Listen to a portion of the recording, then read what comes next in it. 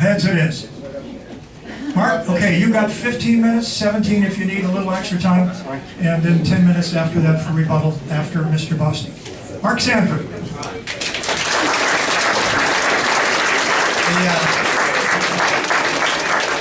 Tom, I think you and your gang have outgrown enchiladas.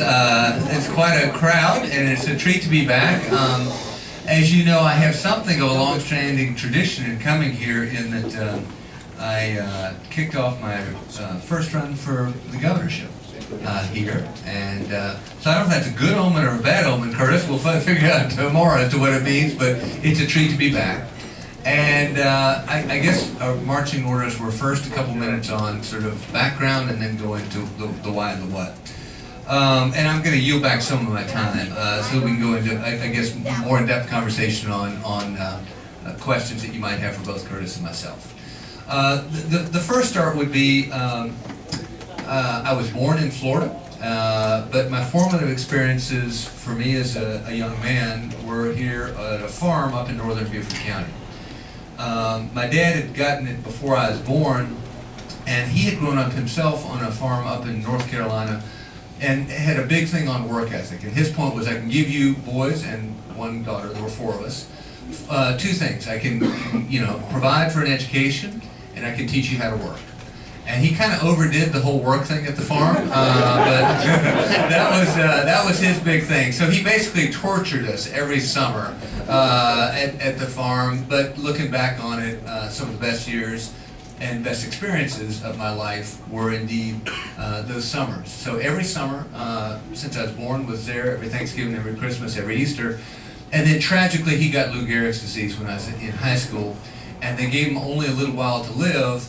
And he said, if I only got a little while, I want to spend at the farm, and so we moved up permanent. So I graduated from high school in Beaufort, went on to college. He joked he was still in the dying process that you can go to any college you want as long as it's in South Carolina. Went to Furman, and then ultimately went to UVA for graduate school, for business school. Worked in New York in finance and real estate, and ultimately ended up back in Charleston. Was in the world of real estate, and was at a business lunch whining about some things. And this guy turned to me and said, "Don't complain about it. You ought to try and do something about it. You ought to run for Congress." And that was a crazy thought at the time, because I'd never run for dog catcher, but I ran. And to my surprise and everybody else's, ended up winning. And said if I got elected, would not stay more than 3 terms. Stayed for the 3 terms. Came back home. Thought that was it for me in politics. If you were to look at my voting record in Congress, you would sort of agree with that. I remember John Sununu coming to me on the back wall of the house and saying, "Mark, if you have any thought of ever running for anything again for the rest of your life, don't cast this vote." I said, "Why? I think I got to cast a vote. This is what I think. This vote is not constitutional. I'm voting as I believe here." And he was right. When I ultimately ended up running for governor some years later, that very vote was cast in the ad against me by Jim Hodges. Fortunately, it didn't have intended effect. But I voted in a way that I thought was consistent with taxpayers when I was in Congress. Came back home, got approached a couple years later about this whole idea of running for governor. Ran for governor, and the 8 years from there. At the end of the governorship, it would be the understatement of the millennium to say that I thought politics was forever over for me. But I did, and yet this thing came along, a rather miraculous turn of different events. I mean, in South Carolina, we send our U.S. senators out by body bag. I'm not trying to indict you there by body bag, Tom, but we send our U.S. senators out by body bag. They stay for a long time. Nobody would have seen Jim DeMint resigning, but he did. The governor appointed the person who used to sit in the first congressional seat that I sat in many years ago. And long story short, the phone lines light up with a bunch of people calling and saying, "You ought to do this." And, "Ma'am, could I have a Coke and a salad?" Thank you. Anyway, it says, you really ought to do this. And one of the people that called me to encourage me to run was Tom Davis. And he called and he said, "Mark, you got to do this. You were talking about debt, deficit, and government spending 15, 20 years ago when folks weren't that much focused on it. They are now. And here's a chance for you to take everything that you learned in Congress, everything that you learned in the governorship, everything that you learned on your way up, and everything that you learned on your way down, all of it. and apply it to what is arguably one of the great debates of our civilization, which is how do we get our financial house in order? Because if we don't, I think that there are going to be incredible implications in terms of really the value of the dollar. I think there will be incredible implications in terms of whatever you've saved to date or whatever you hope to save over the course of your lifetime. I think there will be incredible implications in terms of really the American way of life and the dreams that it has historically afforded. I think we're at a tipping point as a civilization, and again, it is absolutely vital that we get it right. I would say that Curtis and I share a view that something ought to be done about spending in Washington. And yet, what I would humbly suggest to every one of you is that I have an unusual level of conviction, experience, and action in terms of trying to do something about it. I mean, I was actually rated #1 in the entire United States Congress in votes to limit federal spending and limit federal taxation by the National Taxpayers Union. I was rated #1 in the entire United States Congress by Citizens Against Government Waste in efforts to do the same, out of all 435 members of Congress. I was actually rated the most financially conservative governor in the United States of America by the Cato Institute. I was, the first governor of the United States of America to turn back stimulus money at a time when it was anything but popular. I mean, when you had literally hundreds of people picketing on the steps of the Capitol saying this is not a good idea.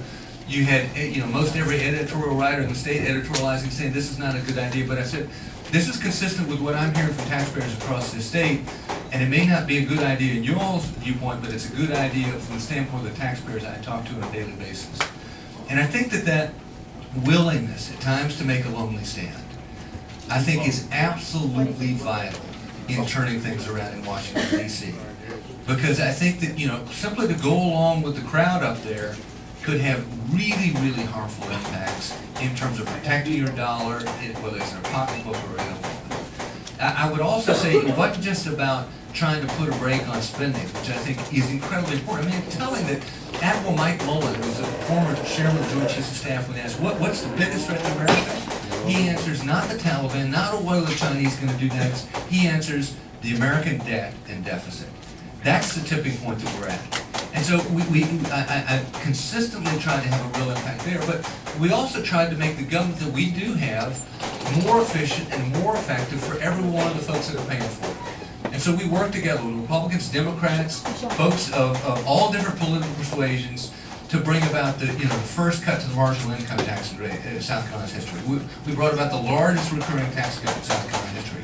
We brought about the first of its kind tort reform in South Carolina history. First of its kind workers' comp reform, first of its kind charter school bill reform, a long list of different things. The first two changes to the structure of the executive branch since Carroll Campbell's time.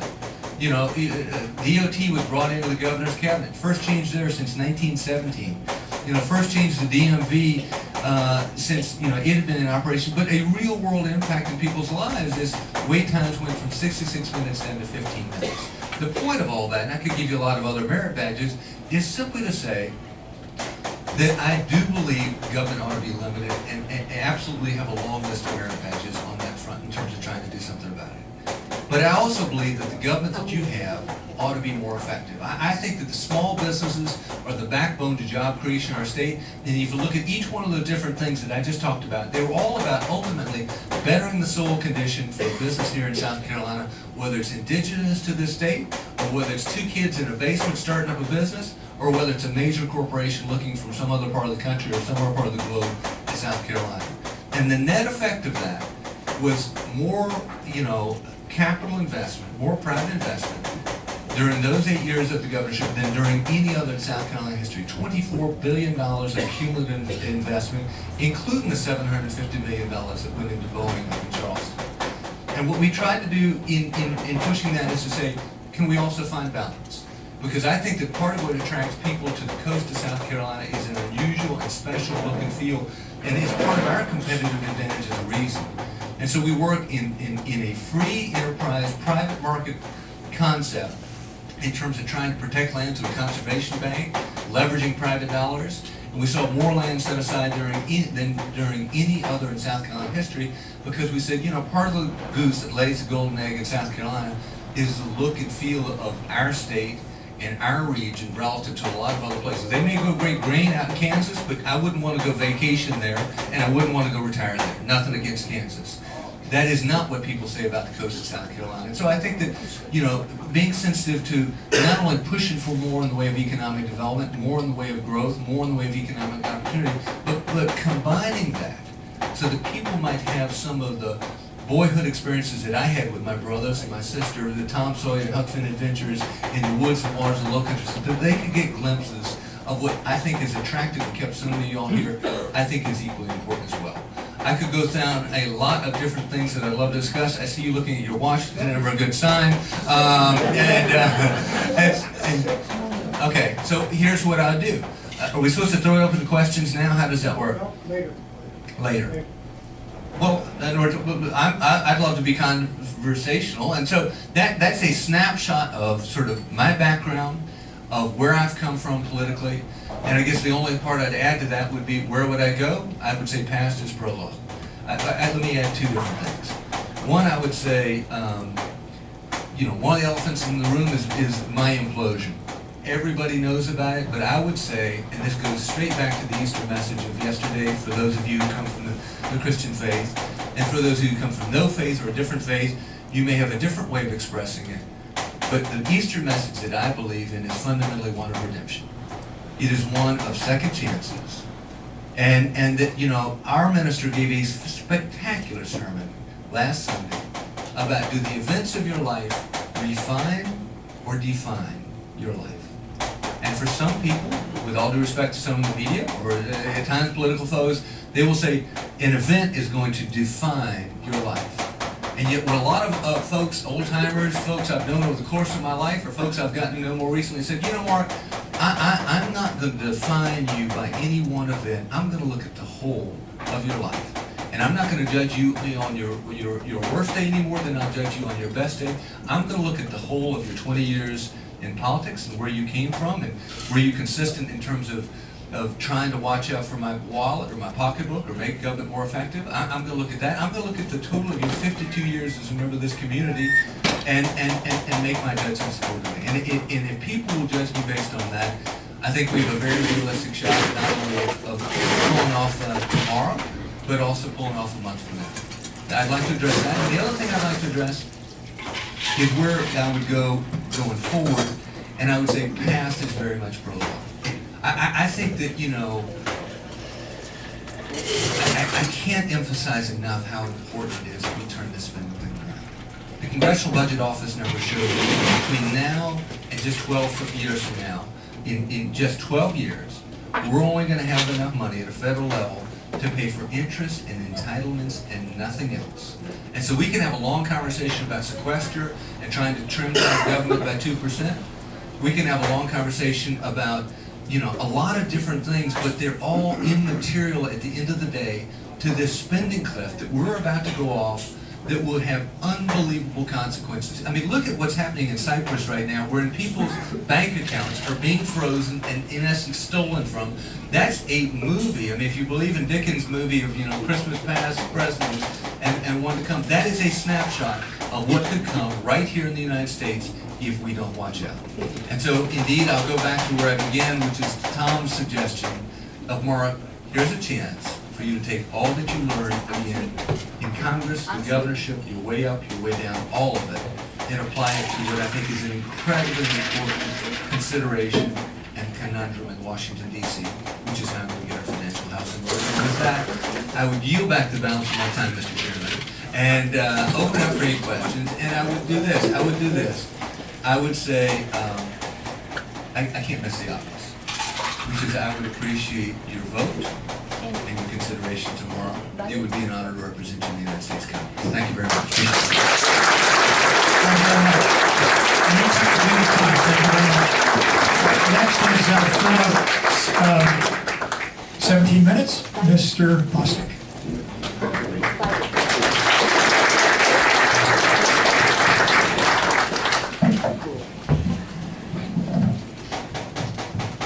You always lead with your best, so if you don't mind, I'd like to first introduce my wife. This is my wife, Jenny, 25 years. We have 5 children, yes, 5. We call it Happy Chaos in our house, Happy Chaos. Andy Patrick is here, and I will tell you that I came to have a deep appreciation for this man through the course of this campaign. You obviously are a wise bunch, but you have selected him as your representative, and it's an honor to be here with you.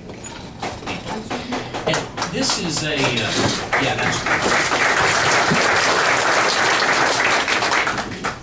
And if you don't mind me being a bit personal, I was calculating last night, and I think I've had about 50 of these public appearances in various places. Now, for folks that are used to this, that's one thing. I'm Joe down the street. Okay, I was thrust into this, and had 50 of these appearances all across the district. And today, I believe, Governor, this is our last appearance together, our last public appearance together, so it has some sentiment to me. And because of that, Governor, I would like to also just make some comments directed toward you if I can. I want to say how much I've appreciated the way that you and I have conducted ourselves the last couple of weeks. We've certainly been critical of each other on some issues. I think that's appropriate, but you have acquitted yourself like a Southern gentleman, and I appreciate that. I think that speaks good for our party, that we can deal with issues, we can focus on them, we can hit those hard, and we can come out at the end of the day, not giving the Democrats any more ammunition than we need to give them. Do you agree with that? Thanks for making that. Thanks for making Speak up. We Sure. can't hear you. I'll speak up. And I just want to tell the Governor, thank you for making that possible. So I appreciate that. Since this is my last public appearance in this race before the vote tomorrow, I'd like to end where I began. Let me say this: America was a country founded by amateurs. What an amazing thought. That the best country that ever was and that exists today was a country founded by amateurs. Can you picture them? Packed like you and I in rooms, discussing cardinal issues of the day, challenged with so many things. And they came up with this notion that perhaps we should have a nation that is grounded in law. How fundamental that is. We will be a nation of laws. I want to talk with you more about that in just a minute, but not a nation of kings, not a nation of people, but a nation of law. Not a nation regulated by the president, not a nation dictated to by its Congress, but a nation of laws. And the reason that's so fundamentally important is it did 2 things. One is, while law isn't immutable, it is stable. So we're going to have law that's difficult to change. It can't be changed on a whim. Another important thing is it's going to apply to everybody. We're going to be a nation of laws, and we are justly going to apply them to everybody. Another of those founding principles was one of limited government. We want liberty to be pervasive and government to be limited. In fact, if you read Article 1, Section 8 of the United States Constitution, it specifically enumerates the things that Congress can be about. These 18 things and none other, the Founding Fathers would have said. And finally, they wanted a government that was representative of the citizenry. How amazing that is. Not some elitist or detached representative, but people from among ourselves. It was the belief that we could be a country founded and promulgated by amateurs again. So who am I? I was asked to take a couple minutes to tell you that. Jenny and I have been married for 25 years. And my history is the United States Marine Corps. I was pleased to serve. I served during Operation Desert Storm. I was honored to win a meritorious max for my conduct during the ground campaign. After the Marine Corps, I entered law school. And the same year that our governor began his career, I began mine. His in politics, mine in business, in 1994. Started a law firm. Jenny and I have also been involved in other businesses. And I tell folks that I am probably bivocational. And I'm not talking about my 5 kids now. Probably bivocational now, because Jenny and I are very active in our community and in nonprofits. In fact, lots of folks only know us for that.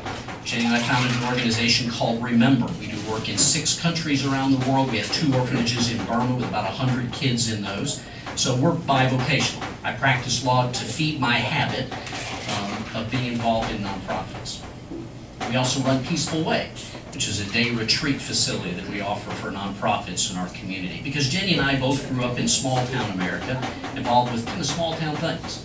And we believe that nonprofits like that needed a place to get, so we started Peaceful Way. In 2000, I was elected to Charleston County Council, and there I met a man who has become my close friend, Tim Scott. Tim and I served together for 6 years. I served 8. 6 of our years were overlapping. During that time, Tim and I focused on 3 things primarily. One is a balanced budget. Charleston County had a balanced budget every year for 8 years. Second thing we focused on was limiting tax, and we had no tax increases, again, for 8 years. And finally, we worked hard to bring jobs to Charleston, like Verizon and Boeing. In fact, the governor and I both made an announcement. I made it on behalf of Charleston County, and he on behalf of the state when Boeing came to town, then bought Alina. So that's a little bit about who I am and what we're about. I've been called the Mr. Smith Goes to Washington. So that's who I am. I am the Mr. Smith Goes to Washington. I'm the amateur, like those people that founded this nation of ours. I told you that when they founded it, they said about this idea that we should be a nation of laws. A nation grounded in something written, applied to everybody, and it couldn't easily be changed. I submit to you that we have drifted from that. We have drifted from being a nation of laws. Our immigration problem, regardless of what you think it needs to be done in fixing it, our immigration problem has arisen because we didn't apply the laws we had and we didn't pause to make new ones. And so now we have a gaggle, frankly. We have a real problem in immigration because we failed being a nation of laws. We don't have a budget. You know, the law says we're supposed to have a budget. We don't have a budget. We've been waiting on this president now with a deadline set by members of his own party, and we're still waiting for a budget. We don't have a budget because we've quit being a nation of laws. We've turned from that, and we have this enormous spending problem. Now, I found as I've talked to folks across this district, it's hard to get our arms around $1 trillion. Let me tell you some things that makes it measurable for me. If I gave you $1 million every day since Jesus Christ was born, today you would have 3/4 of $1 trillion. Our national debt under this president has gone from 9.7 to $16.7 trillion. We left this limited government idea of Article 1, Section 8, the whole idea of a rule of law. We are leaving. The other thing that we're leaving is we're losing this notion that America should be a country founded and run by political amateurs. And we've developed a nation that is centered on career politicians. That quote, that is, America was a country founded by political amateurs, comes from this book, a well-written book called The Trust Committed to Me by Mark Sanford. And in it, he describes his run for Congress. It's a good read. Frankly, if you could read it, I think you'd vote for me. Because the argument that the governor made very, very eloquently says that we need not career politicians, we need people who are citizen representatives. And he talks about where we find those people. And he says we find them as school teachers. And I appreciate one thing in particular, Governor, is you say that we even find them among the lawyers, and I appreciate that. I know that's a tough one. We find them even among the lawyers. And he says that there's some key things that are important to finding these people. He says these need to be people who are idealists, people who are willing to take a challenge and run up against the established politicians of the day. Because the established politicians of the day, the career politicians of the day, don't want to let go, he writes. They don't want to let go of power. And he promotes, because of that, self-imposed term limits. He says, we need them because politics is not your career. It's not your career. Lots of folks applauded that notion back then. People that liked the idea of having Mr. Smith go to Washington. And they selected a congressman who later became our governor, who I think did some good things fiscally. And I'll tell you that publicly. I believe he did some good things fiscally. I think he and I share a lot of those thoughts about preserving money, taxpayer money. Now, I can't say that every decision I agree with, more than he would say every decision I have made he would agree with, but we are both fiscal conservatives. Candidly, probably the largest contrast, the biggest stark difference. He says career politicians will plead their experience when they ask for jobs again. And of course they will. We see that every time, don't we? But he says we need people that are not career politicians. We need these new people that we seek out among us, people who are idealists, who will challenge the establishment.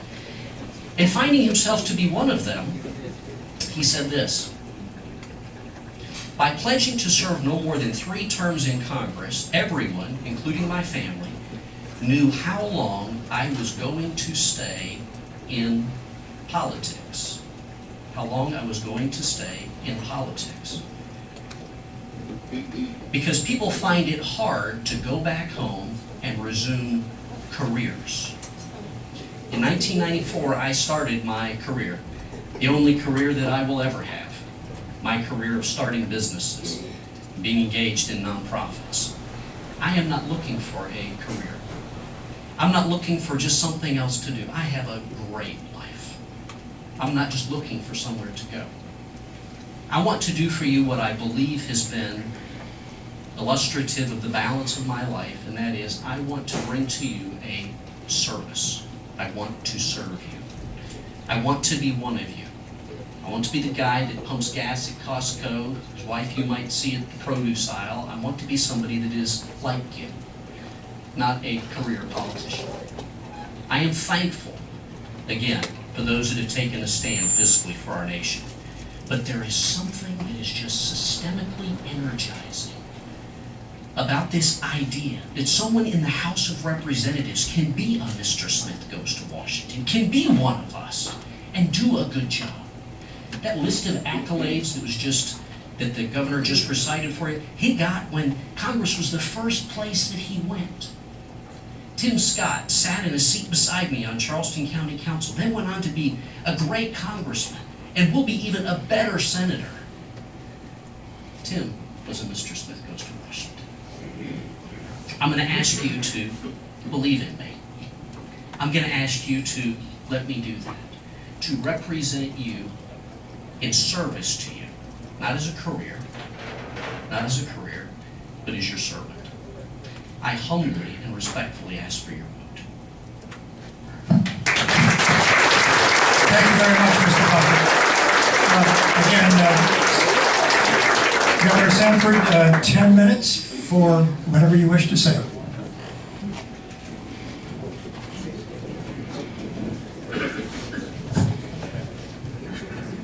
I'm not a lawyer, but I guess we have to do the lawyer thing right now for just a second.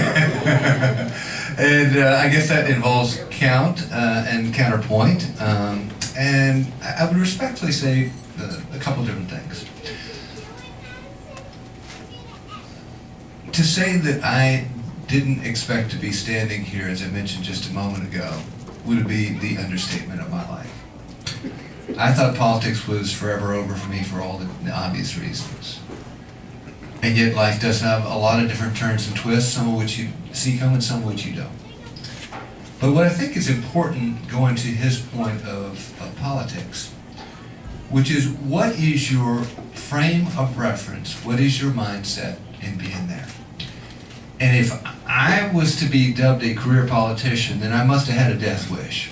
Because, I go back to that vote that John Sununu mentioned, when he came up and fussed at me, he said, look, if you ever think about running for anything again for the rest of your life, you need not to take this vote.